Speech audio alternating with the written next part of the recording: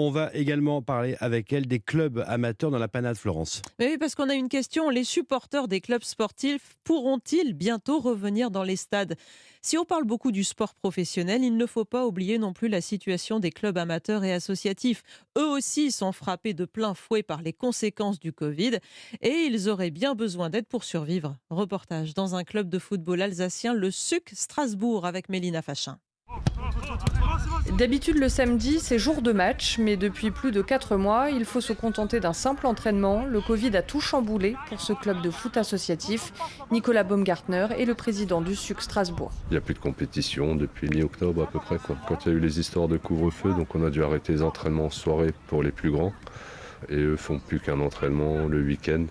Au lieu de 2 entraînements et un match, voilà. Ça fait déjà donc 2 saisons où ils payent plein pot pour pas faire entièrement la saison. La licence coûte 110 € par an. Pour certaines familles qui ont plusieurs enfants inscrits, c'est une dépense importante. Quand on va leur redemander au mois de juin la nouvelle cotisation, là je pense qu'il va falloir qu'on trouve les bons mots pour qu'ils ne nous demandent pas forcément le remboursement tous. Qu'on trouve une formule pour l'année prochaine sans mettre l'association non plus en danger. D'autant que l'autre source de revenus du club, la buvette, est fermée depuis des mois.